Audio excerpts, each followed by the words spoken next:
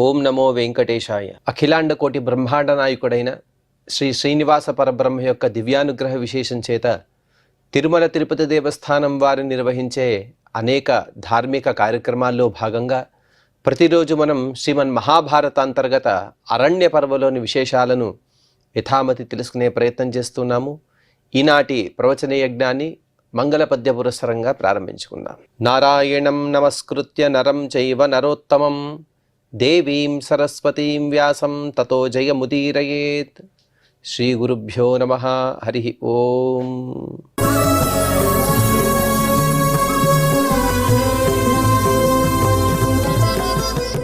కామ్యకవనంలో ఉండే ధర్మరాజ ప్రభుతులు మార్కండేయ మహర్షి ద్వారా అనేక ఉపదేశాలను పొందుతూ ఉన్నారు. మార్కండేయ మహర్షి దగ్గర వినడానికి సాక్షాత్తుగా కృష్ణ పరమాత్మ, నారద మహర్షి వారు, ఇలా అనేక తాపసులు అక్కడ ఉన్న వారందరూ కూడా మార్కండేయ మహర్షి ద్వారానే మార్కండేయ మహర్షి యొక్క గొప్పదనాన్ని ఇక్కడ చూపిస్తూ పరమాత్మ ఇటువంటి లీలను చేస్తూ ఉంటాడు.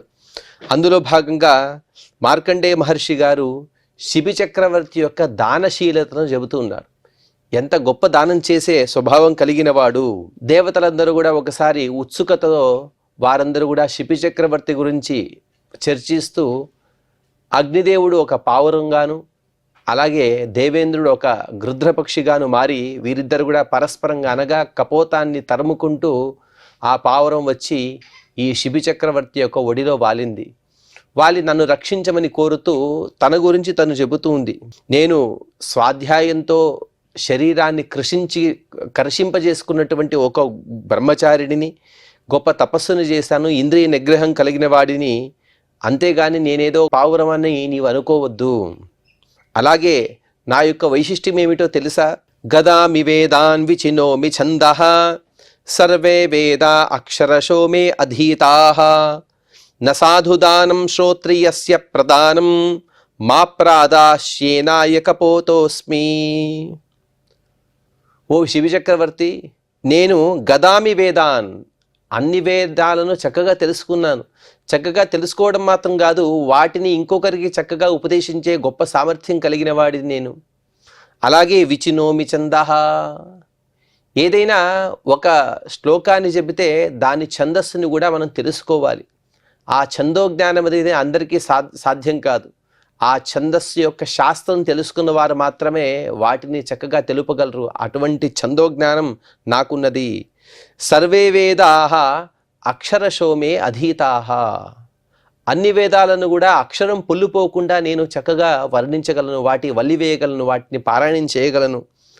అటువంటి నన్ను నసాధుదానం శ్రోత్రియస్య ప్రదానం, నేను ఒక గొప్ప శ్రోత్రియ బ్రాహ్మణుడిని. ఆ శ్రోత్రియ బ్రాహ్మణుడిని ఏదో ఒక ఇచ్ఛతో ఈ కపోత రూపాన్ని పొందాను. అటువంటి నన్ను మాప్రాదా శేనాయ కపోతోస్మీతి మత్వా, నేను ఒక పావురంగా భావించి ఒక ఆహారంగా ఈ గృధ్రపక్షికి ఇస్తున్నావు కదా, ఇదేమైనా న్యాయమా? నేను సామాన్యుడిని కాదు, నేను గొప్ప వేదాన్ని తెలుసుకున్న బ్రాహ్మణుడిని కాబట్టి నన్ను రక్షించమని ఆ కపోతం ప్రార్థిస్తూ ఉంది. అతశ్యేనో రాజానమబ్రవీత్. ఇక ఇంతవరకు కూడా కపోత పక్షి తను మాట్లాడింది. ఇప్పుడు శేనపక్షి మాట్లాడుతుంది. పర్యాయేణ వసతిర్వా భవేషు సర్గే జాతః పూర్వమస్మాత్ కపోతాత్ త్వమాదదానోథ కపోతమేనం మాత్వం రాజన్ విఘ్నకర్తా భవేథాః. ఓ రాజా, ప్రతి ఒక్క జీవుడు కూడా తను పుట్టాడు అంటే తను ఏదో ఒక ఉపాధిని పొందుతూ ఉంటాడు, ఏదో ఒక పని చేస్తాడు, ఆ పని ద్వారా ఏదో కొంత ఆహారాన్ని పొందుతాడు. ఆ ఆహారాన్ని తను స్వీకరించి తన జీవితం యొక్క మనుగడను కొనసాగిస్తూ ఉంటాడు. ఏ జీవి కూడా అలా ఏ పనులు చేయక ఆహారాన్ని పొందడు. అందుకోసం ఈ సృష్టి క్రమంలో ప్రతి ఒక్క జీవి కూడా ఏ విధంగా అయితే ఒక కాలచక్రంలో తను చిక్కుకొని ఒక ఉపాధిని పొందుతూ ఆహారాన్ని పొందుతున్నాడో, అదేవిధంగా నా యొక్క ఆహారం ఏమిటంటే ఇవాళ ఈ కపోతము అనగా పావురము. అలాగే మీ ఇద్దరి మాటలు బట్టి చూస్తుంటే కాసేపట్లో ఈ పావురాన్ని రక్షించబోతూ ఉన్నట్టుగా నాకు అనిపిస్తుంది. సర్గే జాత పర్యాయేణ వసతిర్వా భవేషు సర్గే జాత పూర్వమస్మాత్ కపోతాత్. ఏదో ఒక జన్మలో ప్రతి ఒక్కరికి కూడా సంబంధం ఉంటుందని శాస్త్రం చెబుతుంది. అంటే ప్రతి ఒక్క జీవునికి ఎన్ని జన్మలు అయిపోయాయి అంటే ప్రతి ఒక్క జీవి కూడా, ప్రతి ఒక్క జీవితో అనంతులైనటువంటి జీవరాశులు. ఆ జీవులందరూ కూడా పరస్పరంగా ఏదో ఒక జన్మలో ఒకరు తండ్రి గాను, ఒకరు కుమారుడు గాను, ఒకరు తల్లి గాను, ఒకరు సోదరి గాను, సోదరుడు గాను, ఈ విధంగా సంబంధం కలిగిన వారే. అందుకోసమే కపోత పక్షి చెబుతోంది, ఆ శేన పక్షి చెబుతోంది, ఏదో జన్మలో నీకు కుమారుడుగా పుట్టాడో, లేకపోతే ఏదో జన్మలో నీవు ఇతనికి తండ్రిగా ఉన్నావో లేదో తెలియదు, కానీ మీ ఇద్దరికి ఉన్నటువంటి సంబంధం ఇక్కడ చూస్తుంటే అతన్ని రక్షించి, ఎలాగైనా రక్షించి నా నోటి దగ్గరకు వచ్చినటువంటి ఆహారాన్ని లాక్కుంటూ ఉన్నావు. త్వమాదదానోత కపోతమేనం, అందుకోసమే దీనికి ఇప్పుడు ఆశ్రయం కల్పిస్తూ ఉన్నావా? ఓ రాజా, నా యొక్క విన్నపం విన్నవయ్యా, నా నోటి దగ్గరికి వచ్చినటువంటి ఆహారాన్ని లాక్కోవద్దు, నాకే పక్షి దొరకలేదు. అందుకు రాజు కూడా చెబుతున్నాడు. రాజోవాచ కేనే దృశి జాతు పురాహి దృష్టా వాగుచ్యమానా శకునేన సంస్కృత యాం వై కపోతో వదతే యాం చ శేనః ఉభో విదిత్వా కథమస్తు సాధు. రాజు ఆలోచిస్తూ ఉన్నాడు. ఒక పక్షులు సామాన్య శేనపక్షి కానీ కపోతం కానీ ఈ విధంగా మాట్లాడడం కుదురుతుందా? ఇంతవరకు కూడా నేను ఎప్పుడు కూడా చూడని విషయం ఇదంతా కూడా. అలాగే ఎన్నో ధర్మబద్ధమైనటువంటి మాటలు మాట్లాడుతూ ఉన్నాయి. ఇదేదో సాధారణమైన పక్షులు కాదు. ఈ రెండు పక్షుల యొక్క నిజస్వరూపాన్ని నేను ఎలా తెలుసుకోవాలి? ఆ స్వరూపాన్ని తెలుసుకోవడం తరువాయి. ఇప్పుడు ఈ కపోతం నన్ను ఆశ్రయించి శరణు కోరుతోంది, దానికి నేను న్యాయం చేయాలి. ఆ న్యాయాన్ని నేను ఇలా చేయగలను? ఒక పావురానికి మాత్రమే న్యాయం చేస్తే ఆకలితో అలమటించేది శేనపక్షి. అంటే శేనపక్షి కడుపు నిండాలి, అలాగే ఈ కపోతం కూడా రక్షింపబడాలి. ఈ విధంగా సమన్యాయం నేను ఎలా చేయగలను? అలాగే నాస్య వర్షం వర్షతి వర్షకాలే నాస్య బీజం రోహతి కాల ఉప్తం భీతం ప్రపన్నం యో హి దదాతి శత్రవే నత్రాణం లభతే త్రాణమిచ్చన్ సకాలే. తను శరణు కోరి వచ్చినటువంటి ఈ కపోతాన్ని రక్షించడం మన కర్తవ్యం. ఆ విధంగా మనల్ని శరణు కోరి ఎవరైతే వస్తారో వారిని రక్షించకపోతే ఎన్ని ఉత్పాతాలు జరుగుతాయో తెలుసా? ఆ ఉత్పాతాలను దాదాపుగా 3-4 శ్లోకాల్లో ఆ రాజు శబి చక్రవర్తి తను వర్ణిస్తూ ఉన్నాడు. ఎక్కడైతే రక్షింపబడరో, శరణు కోరిన వారు రక్షింపబడరో ఆ రాజ్యంలో వర్షాలు సకాలంలో కురవవు. నాస్య బీజం రోహతి కాల ఉప్తం, సకాలంలో నాటబడినటువంటి అనగా విత్తనాలు ఏవి కూడా సకాలంలో మొలకెత్తవు, అవన్నీ కూడా అలాగే ఎండిపోతాయి, వ్యర్థమైపోతాయి. అలాగే రాజుకే భీతం ప్రపన్నం యోహి దదాతి శత్రువే నత్రాణం లభతే త్రాణమిచ్చన్ సకాలే. ఆ రాజు కూడా ఎన్నో ఆపదలు వస్తూ ఉంటాయి. ఆపదలు వచ్చినప్పుడు ఆ రాజు చుట్టూ ఎంతోమంది ఉంటారు, కానీ వారెవరు కూడా ఈ రాజును రక్షించరు. ఈ అన్నిటికీ కారణం ఏమిటి అంటే తనను శరణు కోరిన వారిని రక్షించకపోతే. అలాగే ఇప్పుడు ఏవైతే ఉన్నాయో ఈ రెండు పక్షులు, ఈ రెండు పక్షుల స్వభావం తెలుసుకునే విధంగా నేను ఏదైనా పని చేయాలి అని రాజు ఆలోచిస్తూ జాతా హ్రస్వా ప్రజా ప్రమీయతే సదా నవాసం పితరోస్య కుర్వతే భీతం ప్రపన్నం యో హి దదాతి శత్రవే నాస్య దేవా ప్రతిగృహంతి హవ్యం. శరణు కోరిన వారిని రక్షించలేని రాజు యొక్క సంతానం కూడా పుట్టిన వెంటనే చనిపోతారు, అనగా అకాల మరణం. అలా పుట్టి వారందరూ కూడా ఎంతో కాలం వరకు రాజ్యాన్ని పాలించి తర్వాత వానప్రస్థానికి వెళ్ళి వారు మరణించాలి. కానీ శరణు కోరిన వారు రక్షించని రాజు యొక్క సంతానం కూడా పుట్టిన వెంటనే వారందరూ కూడా మరణిస్తారు. సదానవాసం పితరోస్య కుర్వతే, పితృదేవతలు ఎప్పుడు కూడా మన దగ్గరే ఉండి మనల్ని ఎప్పుడు కూడా ఆశీర్వదిస్తూ ఉండాలి. ఎన్నో పురాణాలు వీటిని స్పష్టంగా చెబుతున్నాయి. పితృదేవతలు అంటే వసురుద్ర ఆదిత్య ఇత్యాది దేవతలు. వారందరూ కూడా మనతోనే ఉంటూ మనకు సకాలంలో ఏవైతే వస్తువులు కావాలో వాటిని మనకి ఇస్తూ మనం రక్షిస్తూ ఉంటారు.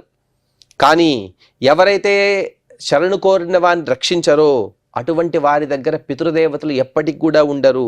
నాస్యదేవా ప్రతిగృహంతి హవ్యం. అలాగే ఎవరైనా హోమం చేస్తే ఆ హోమం యొక్క పదార్థాలను అనగా అతను వేసినటువంటి హవ్యాన్ని అనగా నెయ్యి కానీ సమిధలు కానీ వాటిని దేవతలు స్వీకరించరు. అందుకోసం ఖచ్చితంగా మనల్ని శరణు కోరిన వారిని రక్షించాలి. మోఘమన్నం విందతి చాప్రచయితాః స్వర్గాల్లోకాత్ భ్రశ్యతి శీఘ్రమేవ భీతం ప్రపన్నం యో హి దదాతి శత్రవే సేంద్రాదేవాః ప్రహరంత్యస్య వజ్రం. ఎవరైతే తను శరణు కోరిన వారిని రక్షించరో అతను తిన్నటువంటి ఆహార పదార్థాలన్నీ కూడా వ్యర్థమే. అంటే మనం మోఘమన్నం విందంతి చాప్రచేతాహ, మనం స్వీకరించినటువంటి ఆహారం రుచికరంగా ఉండాలి, దాని ద్వారా శక్తిని పొందాలి, ఆ శక్తి ద్వారా లోకానికి క్షేమాన్ని చేకూర్చడం రాజు యొక్క పని. కానీ తనను శరణు కోరిన వారిని రక్షించక రాజు ఆహారాన్ని స్వీకరిస్తే ఆ ఆహారం కూడా వ్యర్థమే. ఆ ఆహారం ద్వారా బలం రాదు, బలం ద్వారా తను లోకాన్ని రక్షించలేడు. వెంటనే తన పితృదేవతలందరూ కూడా స్వర్గం నుండి కిందికి పడిపోతారు. అలాగే సేంద్రాదేవా ప్రహరంతి యస్య వజ్రం, శరణు కోరిన వారిని రక్షించకపోతే ఇంద్రాది దేవతలందరూ కూడా వారి వారి ఆయుధాలతో ఈ రాజుని శిక్షిస్తారయ్యా. ఉక్షాణం పక్త్వా సహవోదనేన అస్మాత్ కపోతాత్ ప్రతితేన యంతు యస్మిన్ దేశే రమసేతీవ శేన తత్ర మాంసం శిబయస్తే వహంతు. ఓ శేనపక్షి, ఇంకొక సౌలభ్యాన్ని కూడా నేను కల్పిస్తాను విను. ఏదో ఒక కపోతం అనగా చిన్న పావురాన్ని తినబోతున్నావు. ఆ పావురం యొక్క శరీరం చాలా చిన్నది, కానీ నీకు రుచికరమైన పెద్ద శరీరం కలిగినటువంటి ఎద్దు మాంసాన్ని ఇస్తాను. దీనికి 100 రెట్లు మాంసాన్ని ఇస్తాను, దాన్ని స్వీకరించు. అలాగే నీవు ఇక్కడ తినే స్వభావం ఉందో లేదో నాకు తెలియదు, అనగా నీకు ఒక ప్రత్యేకమైనటువంటి వాతావరణం ఉంటే కానీ నీవు అక్కడ ఆహారాన్ని స్వీకరించవు. నీకు అనుకూలమైన చోటకి నేను ఆహారాన్ని పంపిస్తాను. అందుకోసం తత్ర మాంసం శిబయస్తే వహంతు, శిబి చక్రవర్తి అయినటువంటి నేను, నా యొక్క అనుచరులు భటులు ఎవరైతే ఉంటారో వారు నీకోసం నీకు కావలసిన మాంసాన్ని నీకు కావలసిన చోటికి తెచ్చి అందిస్తారు. ఈ పావురాన్ని వదిలివేయవయ్యా అని తను అడగగా అందుకు శేనపక్షి చెబుతోంది. శేన ఉవాచ నోక్షాణో రాజన్ ప్రార్థయేయం నచాన్యత అస్మాన్ మాంసమధికం వా కపోతాత్ దేవైర్దత్త సోద్యమమైష భక్షః తన్మే దదస్వ శకునానామభావాత్. ఓ రాజా, నాకు ఈరోజు ఏదో ఉక్షాణం అనగా ఎద్దు యొక్క మాంసాన్ని ఇస్తాని అంటున్నావు, నాకు అదేది కూడా వద్దు. ఈ కపోతం తప్ప ఈ కపోతం కన్నా ఎక్కువ పరిమాణం కలిగిన మాంసం ఏది కూడా నాకొద్దు. ఎందుకంటే దేవైర్దత్తః సహ అద్య మమైష భక్షః, ప్రతి ఒక్కడికి కూడా పరమాత్మ వారికి కావలసినటువంటి ఆహార పదార్థాలను ఇస్తూ ఉంటాడు. పూర్వం కూడా మనం ప్రస్తావన చేసుకున్నాం, ఎన్నెన్నో పెద్ద పెద్ద జీవులు ఉన్నాయి ప్రపంచంలో. తిమింగలోప్యస్తి సాగరే తద్గిలోప్యస్తి సాగరే అంటారు. తిమింగలాన్ని కూడా భక్షించే గిలమనే పెద్ద చేప సముద్రంలో ఉంటుంది. అటువంటి పెద్ద చేపలు ఉన్నాయి, పెద్ద సర్పాలు ఉన్నాయి, పెద్ద ఏనుగులు ఉన్నాయి, మనుషులున్నారు, క్రిమికీటకాలు ఉన్నాయి, అన్నీ ఉన్నాయి. అన్నిటికి కూడా సకాలంలో పరమాత్మ ఆహారాన్ని అందిస్తూ ఉంటాడు. అదేవిధంగా శేనపక్షిగా అనగా గృద్రపక్షిగా వచ్చినటువంటి నాకు ఈ కపోతమే నాకు భక్షంగా అనగా ఆహారంగా ఈరోజు దొరికింది. దేవైర్దత్తః సో మమైష భక్షః. అలాగే శకునానాం అభావాత్, ఈ పక్షి తప్ప వేరే ఏది కూడా నాకు దొరకలేదు, ఇదే పరమాత్మ ఇచ్చాడు నీవిలా అనుకోవచ్చు అని రాజు అడిగితే దానికి సమాధానం శేనపక్షి చెబుతుంది, ఇది తప్ప వేరే ఏది కూడా నాకు ఆహారంగా ఈరోజు దొరకలేదు, కాబట్టి దైవదత్తమైనటువంటి ఆహారం ఇదే, కాబట్టి నాకు వేరే ఏ మాంసము వద్దు, ఇది మాత్రమే కావాలి అని శేనపక్షి కూడా నిశ్చయంగా చెప్పిన తర్వాత అందుకు శిబి చక్రవర్తి చెబుతూ ఉన్నాడు. రాజోవాచ ఉక్షాణం వేహతమనూనం నయంతు తే పశ్యంతు పురుషా మమైవ భయాహితస్య దాయం మమాంతికాత్వాం ప్రత్యామ్నాయం తుత్వం హ్యేదం మా హింసీహి. ఓ శేనపక్షి, ఒక పెద్ద ఎద్దునిస్తాను, లేకపోతే గొట్టుడావు అనగా ఎటువంటి సంతానం కలగని ఒక గొట్టుడావు నీకు ఇస్తాను. అలాగే ఇది తప్ప అనగా వృషభం కానీ ఆవు కానీ ఇవి తప్ప ఇంకా ఏదైనా కావాలో చెప్పు, ఆ భక్ష్యాన్ని కూడా నా భటులు తెచ్చిస్తారు. కానీ భయంతో వచ్చినటువంటి ఈ కపోతం ఏదైతే ఉందో పావురం, ఇది నన్ను శరణు కోరుతుంది, కాబట్టి దీన్ని మాత్రం నీవు ఆహారంగా అడగవద్దు. ఇంకా నిశ్చయంగా తర్వాత శ్లోకంలో చెబుతున్నాడు, త్యజే ప్రాణాన్ నైవ దద్యాం కపోతం సౌమ్యో హ్యయం కిం న జానా శిష్యేన యథా క్లేశం మా కురుష్యేష సౌమ్య నాహం కపోతమర్పయిష్యే కథంచిత. కుండ బద్దలు కొట్టినట్టుగా రాజు కూడా తన నిశ్చయాన్ని చెబుతూ ఉన్నాడు. ఓ శేనపక్షి, అనవసరంగా నువ్వు ఎన్నో మాటలు మాట్లాడుకుంటూ ఉన్నావు. ఏ మాటలు కూడా వద్దు, నా ప్రాణాన్నైనా అప్పగిస్తాను కానీ ఈ పక్షిని మనగా ఈ కపోతాన్ని మాత్రం నీకు నేను ఇచ్చే అవకాశమే లేదు. యథాక్లేశం మాకురు హ్యేష సౌమ్య, అలాగే నీకు కూడా ఇబ్బంది కాకూడదు, నాకు ఇబ్బంది కాకూడదు. నీకు వచ్చిన ఇబ్బంది ఏమిటి అంటే ఈ పక్షియే దైవదత్తమైనటువంటి ఆహారంగా భావిస్తూ ఈ పక్షి తప్ప వేరే ఆహారం వద్దని నీవు అనుకుంటూ ఉన్నావు. నా నిశ్చయం ఏమిటంటే నన్ను శరణు కోరినటువంటి ఈ పక్షిని నీకు ఆహారంగా అప్పగిస్తే అధర్మం అనేది నా పాలు వస్తుంది, కాబట్టి అందుకోసం నేను ఇవ్వను. నాహం కపోతం అర్పయిష్యే కథంచిత, నీవు ఎంతైనా చేయవచ్చు, ఏమైనా చేయవచ్చు, కానీ నేను మాత్రం ఈ కపోతాన్ని నీకు ఆహారంగా ఇచ్చే ప్రసక్తే లేదు. యథా మాం వై సాధువాదై ప్రసన్నాః ప్రశంసేయుః కర్మణాతు యథాశ్యేన ప్రియమేవ కుర్యాం ప్రసాధి మాం యద్వదేస్తత్కరోమి. ఇంకా రాజు తన యొక్క స్థితిని కూడా స్పష్టంగా శేనపక్షి చెబుతున్నాడు. ఓ శేనపక్షి, నేను ఏం చేస్తే గాని దేశ ప్రజలు, నా దేశంలో ఉండేటువంటి ప్రజలు నన్ను గౌరవిస్తారు చెప్పు. అంటే ఇప్పుడు నన్ను శరణు కోరి వచ్చినటువంటి ఈ పక్షి నీకు ఆహారంగా ఇస్తే ఎవరో కాదు, పైలోకాల్లో జరిగేటువంటి వృత్తాంతాలు వేరు, ఇహలోకంలో కూడా నా రాజ్యంలో ఉండేటువంటి ప్రజలు కూడా నన్ను తిట్టిపోస్తారు, నన్ను దూషిస్తారు. ఈ విధంగా నా రాజు ఎంత అసమర్థుడు, తనకు శరణు కోరి వచ్చినటువంటి కపోతానికి ఆశ్రయం ఇవ్వలేకపోయాడు, నన్ను ఇడుతారు కదా. అందుకోసం ఆ విధంగా వారి మాట పడకుండా నేను ఎలాగైతే ఉండగలనో చెప్పు. వారందరూ కూడా నన్ను మెచ్చుకోవాలి, వారందరూ కూడా ఎప్పుడు కూడా నన్ను పొగుడుతూ ఉండాలి, ఆ విధంగా నేను చేయాలి. కానీ అదే సందర్భంలోనే ప్రియమేవం కుర్యాం, వారికి ప్రియాన్ని కలిగిస్తూ అలాగే నీ కడుపుని కూడా నేను కొడితే తద్వారా పాపం కూడా మరొకసారి నాకే వస్తుంది. అందుకోసం నా ప్రజలు కూడా నన్ను మెచ్చుకోవాలి, ఈ పావురం రక్షింపబడాలి, అదే సందర్భంలో నీకు కూడా ఆనందం కలగాలి. ఈ మూడిటికి సమన్వయంగా ఏదైనా మరొక పని ఉన్నదా చెప్పు, ఆ పనిని నేను చేస్తాను. ప్రసాది, నన్ను ఆజ్ఞాపించు. ఏదో నన్ను నీవు ప్రార్థన చేయడం కాదు కానీ నన్ను ఆజ్ఞాపించు. ప్రసాది మాం యద్వదే తత్కరోమి, యద్వదేహే తత్కరోమి. నీవేదైతే చెప్తావో ఏమైనా చెప్పు, దాన్ని నేను చేయడానికి సిద్ధంగా ఉన్నాను, కానీ ఈ పావురాన్ని మాత్రం నీకు నేను ఆహారంగా ఇవ్వను అని చెప్పిన తర్వాత అందుకు శేనపక్షి చెబుతోంది. శేన ఉవాచ ఊరోర్దక్షిణాదుత్కృత్య స్వపిషితం తావద్రాజన్ యావన్ మాంసం కపోతేన సమం తథా తస్మాత్ సాధు త్రాతః కపోతః ప్రశంసేయుశ్చ శిబయః కృతం చ ప్రియం స్యాన్మమేతి. అవునా రాజా, ఆ పక్షిని రక్షించాలనే గొప్ప సంకల్పంతో నీవు ఉన్నావు కదా. నాకు ఎద్దు మాంసం వద్దు, గొట్టడావు యొక్క మాంసం కూడా వద్దు, కానీ ఒక విషయాన్ని చెబుతాను విను.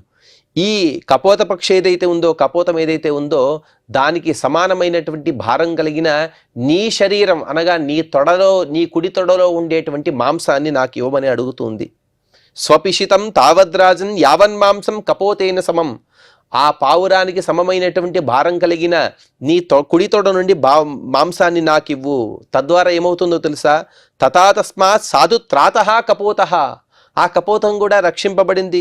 ప్రశంసయుశ్చ శివయః. నీ రాజ్యంలో ఉండే వారందరూ కూడా నిన్ను ప్రశంసిస్తారు. కృతం చ ప్రియస్యాన్ మమేతి. అలాగే నాకు కూడా ప్రియాన్ని చేకూర్చిన వాడివవుతావు అని అది కోరగానే రాజుగారు చూడండి కాస్త ఆలోచించి, లేకపోతే రేపు రమ్మని అదేది కూడా చెప్పకుండా వెంటనే అత సదక్షిణాదురోదుత్కృత్య మాంసపేషీం తులయా ధారయత గురుతర ఏవ కపోత ఆసీత్. వెంటనే ఒక తక్కెడను తెప్పించాడు రాజుగారు. ఒకవైపు కపోతాన్ని పెట్టాడు. మెల్లిగా తన కుడితొన నుండి కొద్దిగా మాంసాన్ని వేస్తూ ఉన్నాడు. కానీ ఎంత మాంసం వేసినా కూడా దానికి సమానమైనటువంటి భారమైన మాంసం తన దగ్గర రావటం లేదు. మొత్తం తన కుడితొండ నుండి ఉన్నటువంటి మాంసాన్ని మొత్తాన్ని కూడా వేశాడు, కానీ సమానమైన భారంతో తూగటం లేదు. పునరస్య ముచ్చగర్త గురుతర ఏవ కపోతః. ఇంకా తన శరీరం నుండి అక్కడక్కడ ఎక్కడైతే గట్టిగా మంచి కండ ఉంటుందో ఆ కండ భాగాన్ని తీసివేస్తూ ఉన్నాడు. గురుతర ఏవ కపోతః. ఆ కపోత పక్షియే ఎక్కువ బరువుతో తూగుతూ ఉన్నది. ఏవం సర్వం సమిధకృత్య శరీరం తులయా మారోపయామాస తత్తథాపి గురుతర ఏవ కపోత ఆసీత్. ఈ విధంగా తన శరీరం నుండి ఎన్నెన్నో భాగాలను వేసినప్పటికీ కూడా ఆ కపోతానికి సమానమైనటువంటి మాంసాన్ని రాజు ఇవ్వలేకపోతూ ఉన్నాడు. ఇక రాజు యొక్క సహనం నశించింది. వెంటనే ఎలాగైనా సరే ఆ శయనపక్షికి ప్రియాన్ని చేకూర్చాలి. అందుకోసం అథరాజా స్వయమేవ తులామారురోహ సచ వెలీకమాసీత్ రాజ్ఞః ఏతద్వృత్తాంతం దృష్ట్వా త్రాత ఇత్యుక్త్వా ప్రాలీయత శేనోథ రాజా అబ్రవీత్. ఇక రాజుగారు వెంటనే తనే వెళ్ళి ఆ తక్కడ పైన కూర్చున్నాడు. తన మాంసముద్దు కానీ మొత్తం నా శరీరాన్ని మొత్తాన్ని నువ్వు ఆహారంగా స్వీకరించు అనే ఒక భావనతో తనే ఆ తులలో ఎక్కి కూర్చున్నాడట. ఆ విధంగా కూర్చున్న సందర్భంలో కూడా రాజుకు ఎక్కడగడా దుఃఖం అనేదే లేదు. సచ వెలీకమాసి ద్రాగ్న ఏవ వృత్తాంతం దృష్ట్వా, ఒకవైపు తన శరీరం నుండి భాగాలను తనే కోసి పెడుతూ ఉన్నాడు. ఎంతో వేదన ఉంటుంది. ఒక చిన్న ముళ్ళు గుచ్చుకుంటేనే మనం ఎంతో ఇబ్బందులు పడుతూ ఉంటాం. కానీ కత్తితో తన శరీరం నుండి మాంసాన్ని వేస్తున్నా కూడా రాజుకి ఎటువంటి దుఃఖం లేదు, ఇంకా ఆనందపడుతూ ఉన్నాడు. నా శరీరం యొక్క మాంసం ఇప్పుడు సార్థకమైంది, ఎందుకంటే ఒక కపోతాన్ని రక్షింపబడుతుంది కాబట్టి అని ఆనందంతో తన శరీరాన్ని మొత్తాన్ని కూడా ఇస్తూ ఆ రాజు అక్కడ కూర్చుంటే వెంటనే ఆ రాజుకు దుఃఖం కలగలేదు. ఆ ఘటన చూసినటువంటి శయనపక్షి గట్టిగా పలికిందట, త్రాత ఇత్యుక్త్వా త్రాతః కపోతః, నీవు ఏ కపోతానికైతే రక్షణ ఇచ్చావో అది ఇంకా రక్షింపబడింది అని అంటూ అక్కడక్కడే అది అంతర్ధానమైంది. అప్పుడు రాజు కపోత పక్షి మాత్రమే తన ఎదురుగా ఉన్నది. ఆ కపోతంతో ఈ విధంగా మాట్లాడుతున్నాడు రాజు. శిబిరువాచ కపోతం విద్యుశిబయస్త్వాం కపోత పృచ్ఛామి తే శకునే కోనుష్యేనః నానీశ్వర ఈదృశం జాతు కుర్యాత్ ఏతం ప్రశ్నం భగవన్మే విచక్ష్వ. ఓ కపోతమా, నేను కానీ నా రాజ్యంలో ఉండే ప్రజలందరూ కానీ నిన్ను సాధారణమైనటువంటి పావురంగానే భావిస్తూ ఉన్నాము. కానీ నిన్ను నేను ప్రామాణికంగా అడుగుతున్నాను, నిజం చెప్పు. నీవు కపోతం కాదు, నీవెవరో దివ్య పురుషుడివి. అలాగే తను శయనము కాదు, ఆ శయనబౌరి ఇప్పుడు అంతర్ధానం అయిపోయింది కదా. ఇదంతా కూడా దేవతల యొక్క కర్మాన్ని నేను అనుకుంటూ ఉన్నాను. ఇంత ఆశ్చర్యకరమైనటువంటి పనులు ఎవరు కూడా చేయలేరు. అంటే ఇన్ని ధర్మవాక్యాలను పలకటం కానీ, ఇంత స్పష్టంగా సుసంస్కృత భాషతో మాట్లాడడం కానీ, అలాగే ఇప్పుడు వెంటనే అంతర్ధానం అవ్వడం కానీ, ఇది సామాన్యులమైన వారికి సాధ్యమైన పని కాదు. అందుకోసమే మీరు దయ ఉంచి నా ప్రశ్నకు సమాధానం ఇవ్వండి అని రాజు అడిగిన సందర్భంలో ఆ కపోతం చెబుతోంది. కపోతౌవాచ వైశ్వానరోహం జ్వలనో ధూమకేతుః అథైవ శ్యేనో వజ్రహస్తస్య చీపతిః సాధు జ్ఞాతుం త్వాం వృషభం సౌరథేయ నౌ జిజ్ఞాసయా త్వత్సకాశం ప్రపన్నౌ. ఓ రాజా, నేను సాక్షాత్తుగా వైశ్వానరుడిని, అగ్నిదేవుడిని. నేను జ్వలనో ధూమకేతు కలిగినటువంటి వైశ్వానరుడిని నేను. అలాగే శయనపక్షిగా వచ్చిన వారు ఎవరనుకుంటున్నావు? వజ్రహస్తః శచీపతిః, వజ్రం అనే ఆయుధాన్ని కలిగినటువంటి శచీపతి అయిన ఇంద్రుడే ఆ శయనపక్షిగా వచ్చారు. కానీ సాధు జ్ఞాతుం త్వాం వృషభం సౌరథేయ, వృషభం పురుషులలో నిన్ను శ్రేష్ఠుడిగా, చక్రవర్తుల్లో నిన్ను శ్రేష్ఠుడిగా, దానం చేసే స్వభావం కలిగిన వారిలో నిన్ను శ్రేష్ఠుడిగా నిన్ను ఎందుకు అందరూ చెబుతూ ఉంటారు? ఆ విషయాన్ని ప్రపంచాన్ని మొత్తాన్ని కూడా తెలియపరచడం కోసమే మేమిద్దరం కూడా ఇక్కడికి వచ్చాము. త్వత్సకాశం ప్రపన్నో, నీ దగ్గరకు వచ్చి ఇటువంటి వృత్తాంతాన్ని చేశాము. యామేతాం పేషీ మమ నిష్క్రియాయ ప్రాదాద్భవానసి నోత్కృత్య రాజన్ ఏతద్వో లక్ష్మ శివం కరోమి హిరణ్యవర్ణం రుచిరం పుణ్యగంధం. రాజా, నన్ను రక్షించడం కోసం నీ తపన అనేది నేను చూశాను. నీ తపన ద్వారా నాకెంతో సంతోషమైంది. అనగా తన రాజ్యంలో ఉండేటువంటి ఒక సామాన్య పావురాన్నే ఇంత శ్రద్ధతో రక్షించే రాజుని మేము ఎప్పుడు కూడా చూడలేదు. ఒక పావురాన్ని ఇంత చక్కగా రక్షించే రాజు ఇక ప్రజల్ని ఎంత ప్రజారంజకంగా పాలిస్తాడనే విషయం మాకు తెలిసి ఎంతో ఆనందమవుతుంది. అలాగే ఆ ప్రాణిని రక్షించడం కోసం నీ శరీరంలో ఉండేటువంటి మాంసాన్ని ఖండాలుగా నీవే చీల్చుతూ అక్కడ తక్కెడలో వేసావు కదా. నీకెన్నో గాయాలయ్యాయి. ఆ గాయాలన్నీ కూడా ఏతద్వో లక్ష్మ శివం కరోమి, లక్ష్మ అనగా ఆ గురుతులు, ఆ గాయాలు యొక్క గురుతులు ఉంటాయి కదా, వాటిని నేను మంగళప్రదంగా చేస్తాను. తను ఏమిటంటే అవన్నీ కూడా హిరణ్యవర్ణం రుచిరం పుణ్యగంధం, అవన్నీ కూడా బంగారు రంగుతో ఉండిపోతాయి. అనగా నీ శరీరం మొత్తం కూడా బంగారమయంగా ఉండిపోతుంది. అంత మాత్రం కాదు, రుచిరం పుణ్యగంధం, పుణ్యకరమైనటువంటి వాసనలు నీ శరీరం నుండి వస్తుంటాయి. అటువంటి వరాన్ని నీకు ఇస్తూ ఉన్నాను. అంటే రాజు ఆ కపోతాన్ని రక్షించడం కోసం తన శరీరం నుండి ఏ భాగాలనైతే వేశాడో అక్కడ గుర్తులు ఉంటాయి కదండి, అక్కడ ఉన్నటువంటి గాయాలన్నీ కూడా మానిపోయాయి. అలాగే కొన్ని గుర్తులైతే ఉంటాయి, ఆ మచ్చలు అన్నీ కూడా తొలగిపోయి అక్కడ మొత్తం కూడా బంగారమయంగా అయిపోయింది. అంత మాత్రం కాదు, అక్కడ నుండి సువాసనలన్నీ కూడా పుణ్యగంధాలు అక్కడి నుండి వస్తూ ఉన్నాయి అని అగ్నిదేవుడు వరాన్ని ఇచ్చాడు. తదుపరి అగ్నిదేవుడు ఎలా వెళ్ళిపోయాడనే విషయాన్ని మనం తర్వాత ప్రవచనంలో తెలుసుకునే ప్రయత్నం చేద్దాం. ఈనాటి ప్రవచన యజ్ఞాన్ని శ్రీ వెంకటేశ్వర స్వామి వారి దివ్య పాద పద్మములను సమర్పణ చేస్తూ క్షమాప్రార్థన మరియు మంగళపద్యాన్ని పలుకుదాం. యదక్షరపదభ్రష్టం మాత్రాహీనం చ యద్భవేత్ తత్సర్వం క్షమ్యతాం దేవ నారాయణ నమోస్తుతే.